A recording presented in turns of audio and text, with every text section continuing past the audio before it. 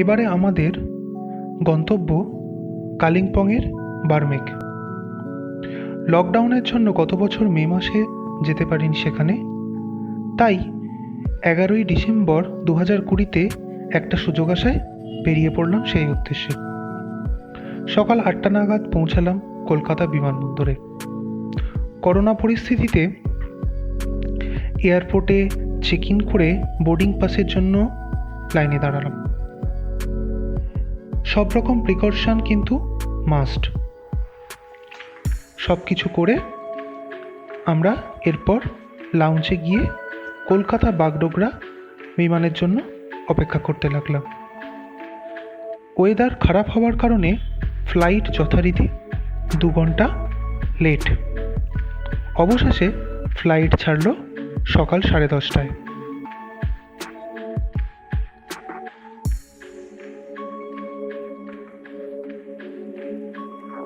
প্রণয়জিকে বলে আগে থেকেই গাড়ির ব্যবস্থা করে রেখেছিলাম। সব কিছু মিটিয়ে বাগডোগরা থেকে যখন বেরোলাম, ঘড়িতে প্রায় 1টা বেজে গেছে। আস্তে আস্তে আশপাশের পরিবেশ বদলাতে শুরু করলো। আমরা এগিয়ে চললাম সেবকের উদ্দেশ্যে।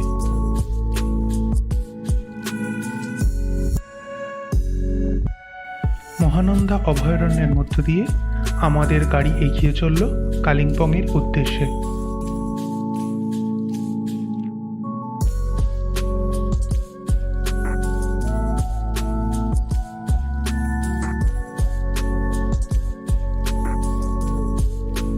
সিকিম পর্যন্ত রেল লাইনের কাজ হওয়ার জন্য রাস্তায় পেয়েছি প্রচুর ট্রাফিক। এরপর লোহাপুলের কাছে কিছু খাওয়া দাওয়া সেরে যখন কালিম্পংয়ের রাস্তার পাকদণ্ডি পেয়ে আমাদের গাড়ি এগোতে শুরু করেছে, তখন প্রায় সন্ধ্যা নেমে এসছে।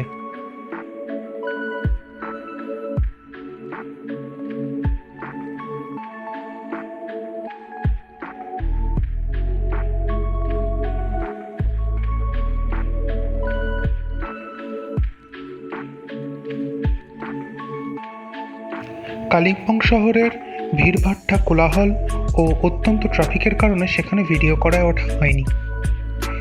সন্ধে সম্পূর্ণ নেমে গেছে। একে একে পার করলাম ইচ্ছেগাঁও, সিলারিগাঁও, রামধুরা গ্রামগুলি। অবশেষে এসে পৌঁছালাম বার্মেক।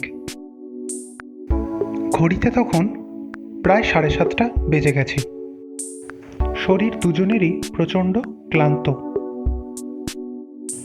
তারপরেও প্রণয়জির হাসি মুখে অভ্যর্থনা ও তার এই সুন্দর হোমস্টেটি দেখে আমাদের সব ক্লান্তি যেন কোথায় হারিয়ে গেল।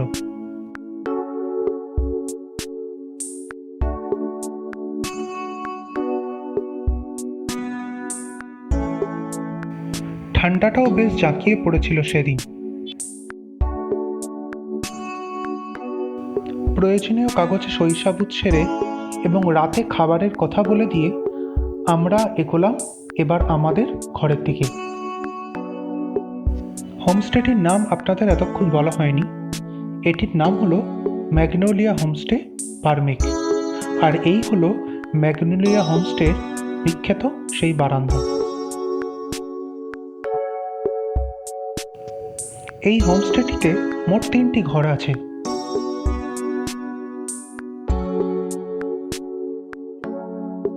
আর আমাদের জন্য বরাদ্দ হয়েছে এই ঘরটি।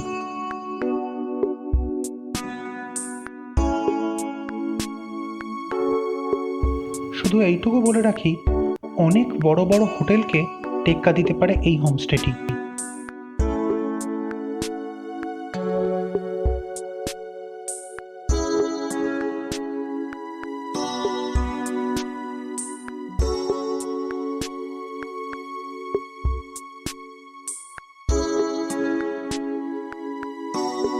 রাত্রে ডিনারে ছিল ভাত, ডাল, আলু ভাজা, পাঁপড় ভাজা, স্যালাড, চিকেন। খাওয়া দাওয়া সেরে সোজা ঘুমের দেশে পারি।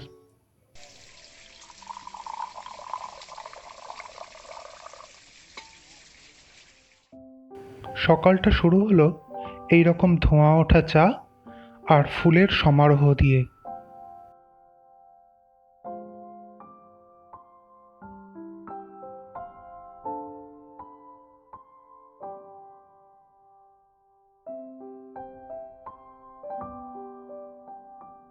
আপনাদের ইচ্ছা করবে একটা গোটা দিন শুধু এইখানে বসেই কাটিয়ে দিই।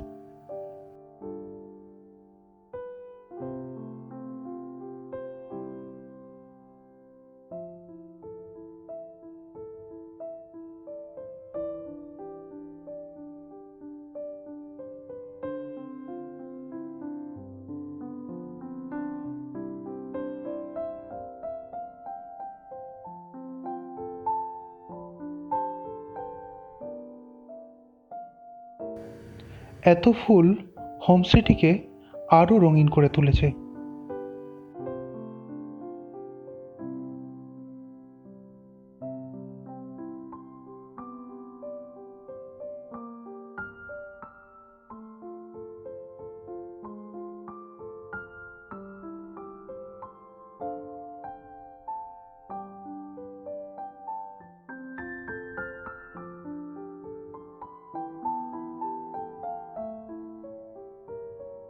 ব্রেকফাস্ট খেয়ে আমরা প্রণয়জির কথা মতো হোমস্টের সামনে দিয়ে রাস্তাটা যেদিকে চলে গেছে সেই বরাবর হাঁটতে শুরু করলাম।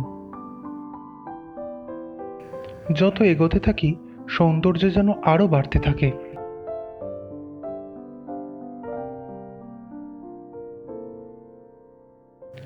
ভিডিওর মাধ্যমে এর সৌন্দর্য ব্যাখ্যা করা সম্ভব নয়। এর জন্য আপনাদের এখানে আসতে হবে এবং উপলব্ধি করতে হবে।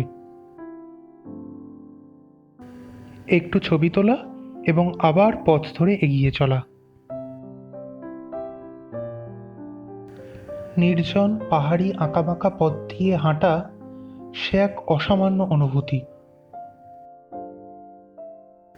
বেশ কিছুটা পথ হেঁটে আসার পর রাস্তার ধারে দাঁড়িয়ে দেখতে পেলাম পাহাড়ের ঢালে বাড়মেঘ গ্রামটি।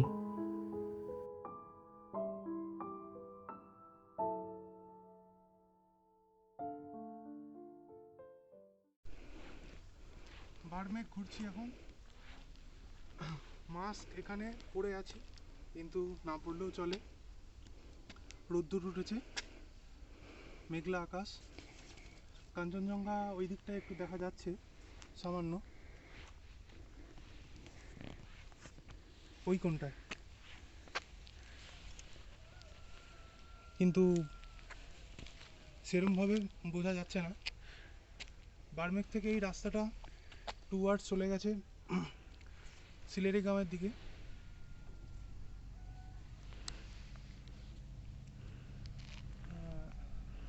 ফাঁকা লোকজন নেই, তাই মাস্কটা খুলেছি, ঠান্ডা আছে। বেশ কিছুটা চলার পর পিচের রাস্তাটিও একসময় এসে শেষ হয়ে যায়। তারপর শুরু হয় মাটির রাস্তা, চারপাশে গাছগাছালিতে ভর্তি, তার মধ্য দিয়ে মাটির রাস্তা ধরে হেঁটে চলা।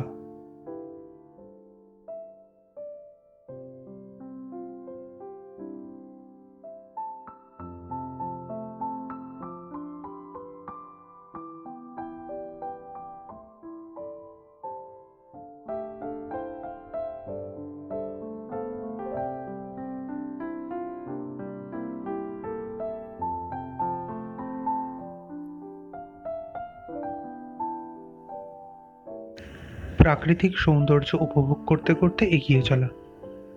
একটা সময় পর এই মাটির রাস্তাটিও শেষ হয়ে যায় একটি বাড়ির উঠোনে গিয়ে। সেটি সম্ভবত শেষ বাড়ি। তারপর যদিও শিলারিগাঁও যাওয়ার রাস্তা আছে, কিন্তু সেটি জঙ্গলের মধ্য দিয়ে হওয়ায় আমরা আর সেটিতে যাওয়ার সাহস করিনি। সকালে যাওয়ার সময় মূল রাস্তা থেকে একটা সিঁড়ি দেওয়া রাস্তা নেমে যেতে দেখেছিলাম। ফেরার সময় বেশ কিছুটা সময় হাতে থাকার জন্য দুজনেই ভাবলাম, যাই নেমে দেখি কোথায় গেছে রাস্তাটা।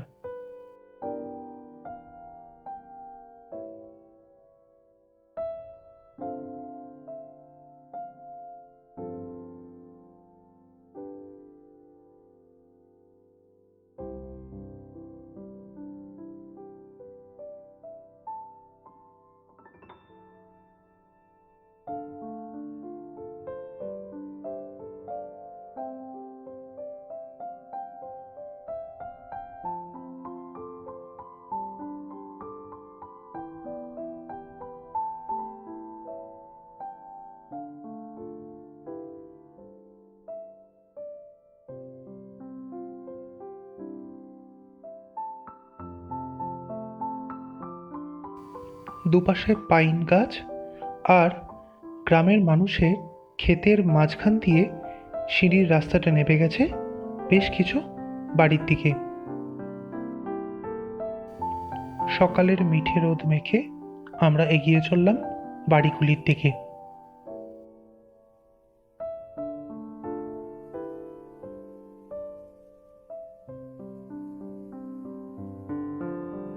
এই যেমন একটি রাই শাকের ক্ষেত।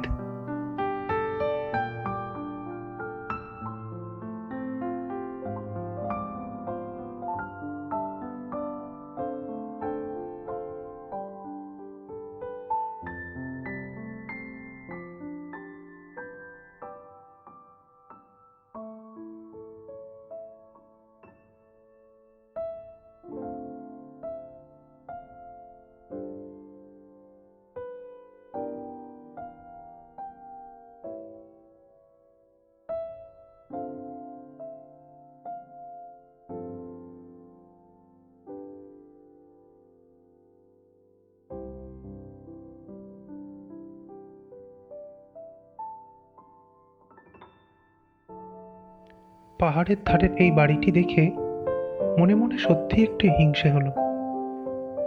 ভাবলাম যদি আমারও এরকম একটি বাড়ি থাকতো।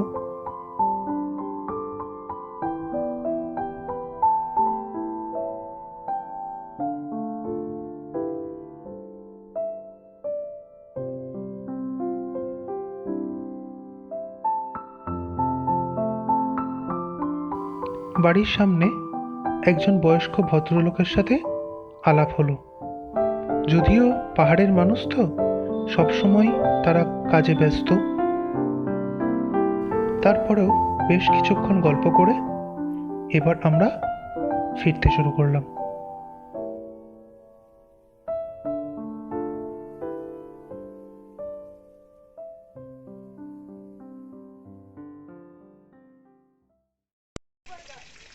আমরা আছি বর্তমানে বার্মেকে, যেটা কালিম্পং ডিস্ট্রিক্টে। আর কালিম্পং ডিস্ট্রিক্টে বার্মেকের আমরা আছি ম্যাগনোলিয়া হোমস্টেতে। এইটা সেই ম্যাগনোলিয়া হোমস্টের এন্ট্রি। কিছুটা সিঁড়ি আপনাকে হেঁটে উঠতে হবে। হেঁটে ওঠার পরেই প্রথমে পড়বে এই হোমস্টের ওনার প্রণয়জির বাড়ি। এই হলো তার বাড়ি। তারও কিছুটা উপরে উঠলে তার হোমস্টের ঘরগুলি দেখা যাবে। প্রণয়জি অত্যন্ত একজন জেন্টলম্যান মানুষ। ওনার সাথে গতকাল থেকে আমাদের বেশ কিছুক্ষণ গল্প হয়েছে। আর এখানে সব অর্কিডের বাগান করা। আর এইটা হচ্ছে ফার্মিং, অর্গানিক ফার্মিং, যেটাকে আমরা বলে থাকি পাহাড়ে। আর এখান থেকে এই ভিউ। যদিও আজকে বেশ মেঘলা ওয়েদার, ফগি ওয়েদার, নাহলে ওই দিকটা থেকে কাঞ্চনজঙ্ঘা রেঞ্জটা দেখা যায়। চলুন আমরা এগোই প্রণয়জির বাড়ির দিকে।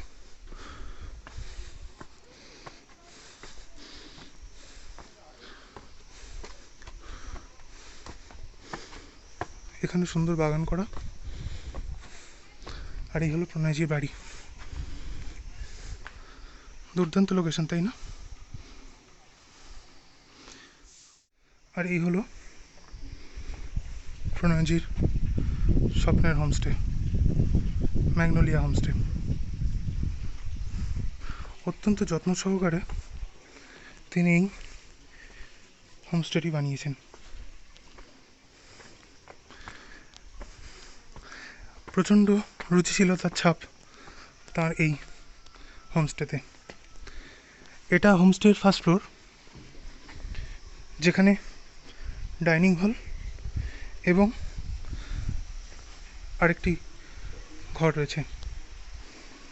ডাইনিং হলটা আপনাদের একটু দেখাই।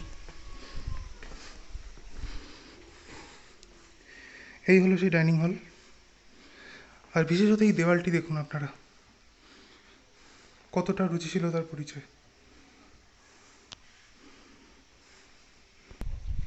এইবার যাব আমরা ফার্স্ট ফ্লোরে, যেখানে আমরা রয়েছি।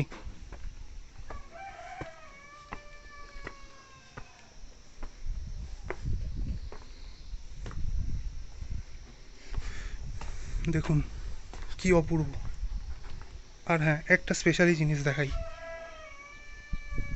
ম্যাগনোলিয়া। এই সেই প্রণয়জির ম্যাগনোলিয়া হোমস্টের বিখ্যাত ব্যালকনি। এখানে দুটি রুম আছে, একটা এই রুমটা আর একটা সেকেন্ড রুম যেটায় আমরা আছি।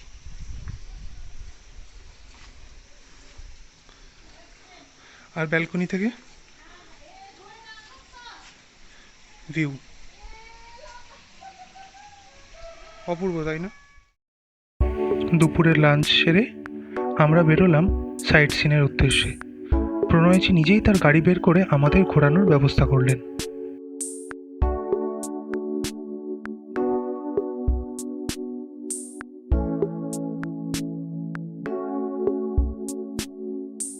আমাদের প্রথম গন্তব্য ছিল রামিতে ভিউ পয়েন্ট। এই জায়গাটি নাকি কাঞ্চনজঙ্ঘার পিছনে সূর্যাস্তের জন্য বিখ্যাত। এছাড়া এখান থেকে তিস্তা নদীর 7টি বাঁক একসাথে লক্ষ্য করা যায়, যদিও আবহাওয়া খারাপের জন্য কিছুই ভালো দেখা যায়নি।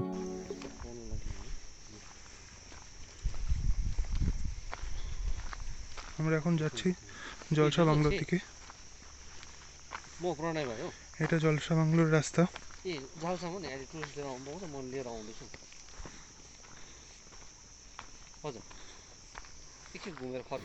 এরপরে আমাদের গন্তব্য ছিল ব্রিটিশ আমলে তৈরি জলসা বাংলো।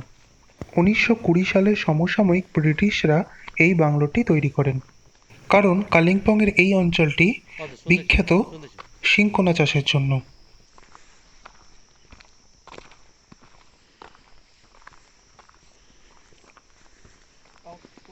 পুরো কুয়াশা, ওয়েদার খুবই খারাপ। ব্রিটিশ সময় থেকেই কালিম্পংয়ের এই অঞ্চলগুলিতে শিংকোনা চাষের শুরু। সেই সময়ে কাজের তদারকি করার জন্য ব্রিটিশ সাহেবরা এই বাংলোতে আসতেন, যদিও বর্তমানে এ সবই এখন পশ্চিমবঙ্গ সরকারের অধীনে।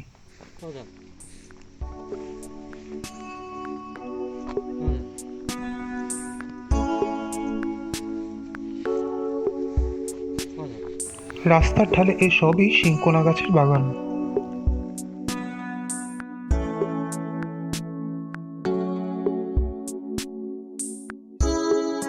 অবশেষে এসে পৌঁছালাম জলসা বাংলোতে।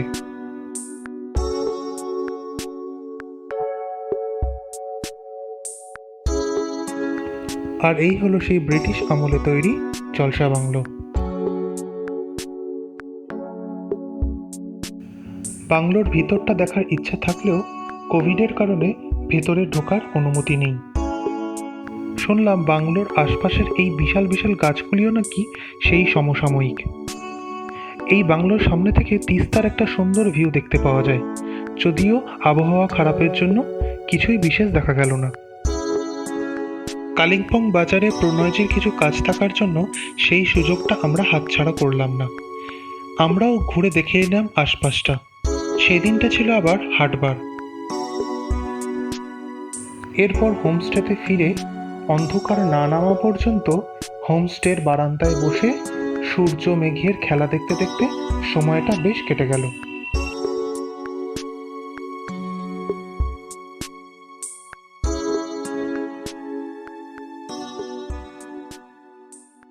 পরের দিন সকালে আশা করেছিলাম একটা রৌদ্রোজ্জ্বল দিন পাবো, কিন্তু না, আকাশের মুখ ভার। অগত্যা ব্রেকফাস্ট সেরে আমরা বেরিয়ে পড়লাম আমাদের প্রথম গন্তব্যের দিকে। আজ আমরা প্রথমে যাব বার্মেকের শিবধাম। এটি একটি শিব মন্দির। দুপাশে পাইন বন আর মাঝখান দিয়ে বেশ কিছুটা সিঁড়ি উপরের দিকে উঠে গেছে।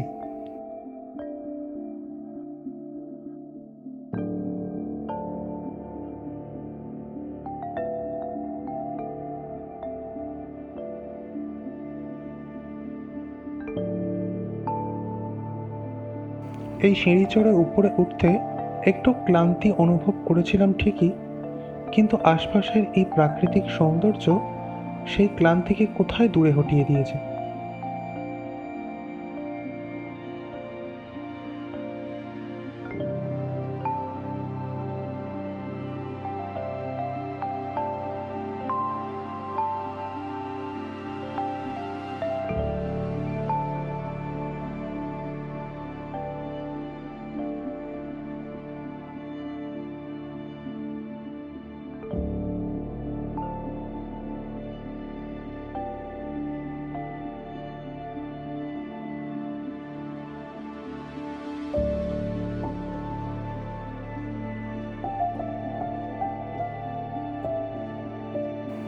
এতখানি সিঁড়ি চড়ে উপরে উঠে এসে জানতে পারলাম মন্দিরের ভিতর ছবি তোলা নিষেধ।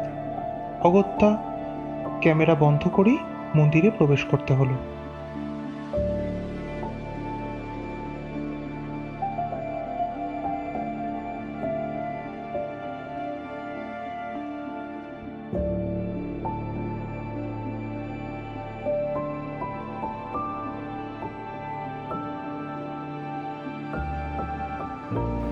মন্দির দর্শন সেরে এবার আমাদের পরবর্তী গন্তব্য কালিম্পংয়ের ডেলো পার্ক।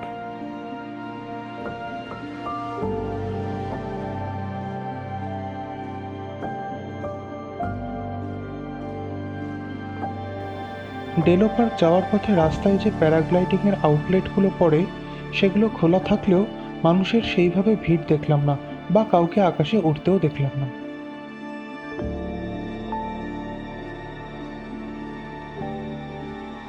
আর এই হলো ডেলো পার্কের প্রবেশদ্বার।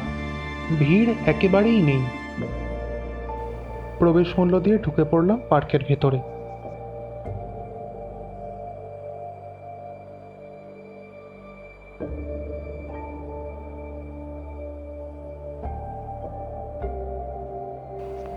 গেট দিয়ে প্রবেশ করেই কিছুটা হাঁটলেই ডান দিকে আই লাভ কালিম্পং বলে একটি লেখাও দেখতে পাওয়া যায়। পার্কটি অত্যন্ত যত্ন সহকারে সাজানো রয়েছে। চারিদিকে ফুলের সমারোহ, দূরে পাইন গাছের সারিগুলিও দেখতে পাওয়া যায়। আমরা আস্তে আস্তে হেঁটে চললাম সামনের দিকে।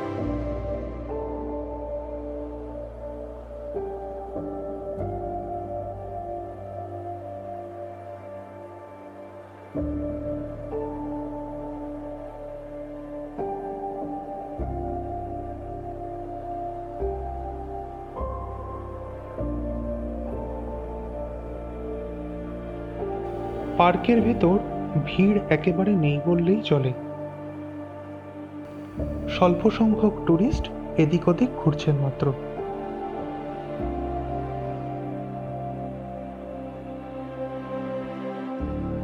তারই মধ্যে ছবি তোলা চলতেই থাকলো।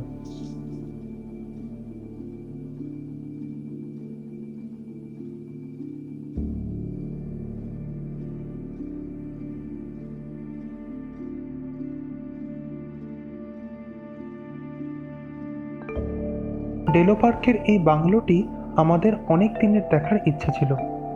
বরাবরই এই বাংলোটিকে দেখে এসেছি হয় বইয়ের পাতায়, না হলে মোবাইলের স্ক্রিনে।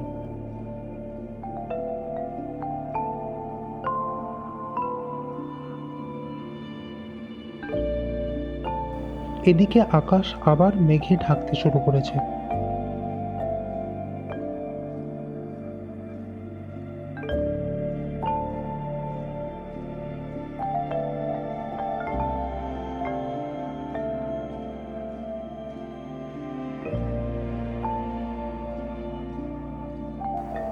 বাংলোটি বর্তমানে বন্ধ রয়েছে। এখানে মেইনটেনেন্সের কাজ চলছে।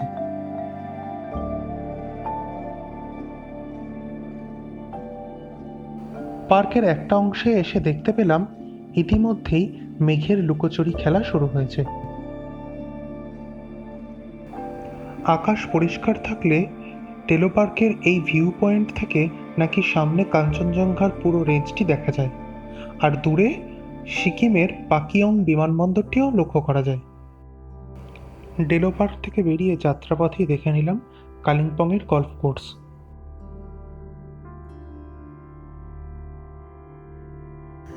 দেখে নিলাম মর্গান হাউস। যদিও ভিতরে গেস্ট থাকার জন্য ভিতরে ঢোকার অনুমতি নেই।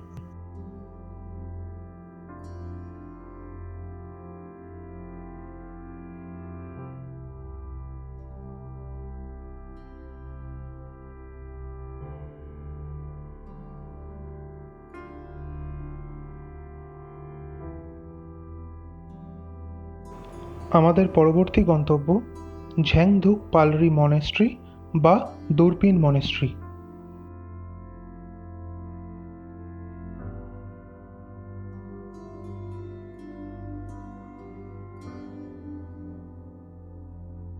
যদিও এখানে এসেও জানতে পারলাম কোভিডের কারণে মনেস্ট্রির দরজা বন্ধ, ভিতরে মেনটেনেন্সের কাজ চলছে, তাই বাইরে থেকে ছবি তুলেই বাড়ি ফেরা।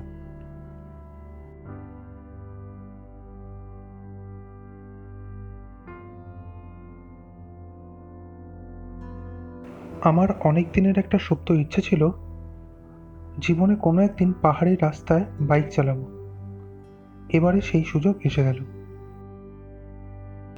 বার্মেকে ফেরার পথে রামধুরার কাছে আমাদের ড্রাইভার দাদার সুবাদে বার্মেকেরই এক ভাইয়ের সাথে পরিচয় হলো। সমস্ত কথাবার্তা সেরে তার বাইকটি নিয়ে আমরা ঠিক করলাম বাকি রাস্তাটা বাইকেই ফিরব।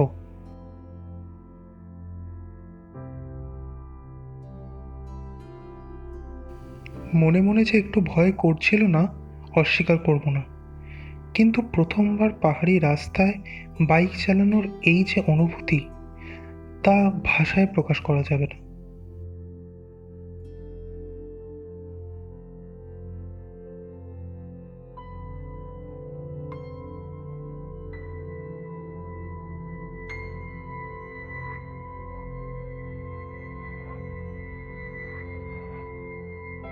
শীতের বিকেলে পড়ন্ত রোদ পিঠে মেখে আমাদের হোমস্টের দিকে ফিরে চলা।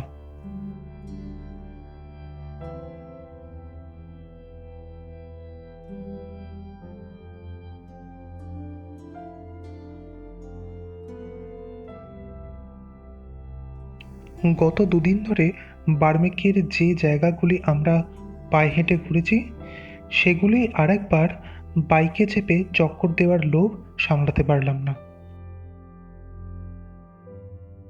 হোমস্টেতে ফিরে এসে সূর্যাস্ত পর্যন্ত বাকি সময়টা ব্যালকনিতে বসেই কাটিয়ে দিলাম। রাত্রে ডিনারে ছিল মোমো। সেই দিন অনেক রাত পর্যন্ত বারান্দাটায় বসেছিলাম। পরের দিন ফেরার পালা। বাঁ হাতে তিস্তাকে রেখে আমাদের গাড়ি এগিয়ে চলল সমতলের দিকে। কিন্তু এই বার্মেক আমাদের কাছে চিরস্মরণীয় হয়ে রইল। আমাদের মনে থাকবে বার্মেকের ম্যাগনোলিয়া হোমস্টে, মনে থাকবে প্রণয় গোলেকে, মনে থাকবে বার্মেকের প্রত্যেকটা গ্রামবাসীকে, আর বার্মেকের এই অপরূপ সৌন্দর্যকে।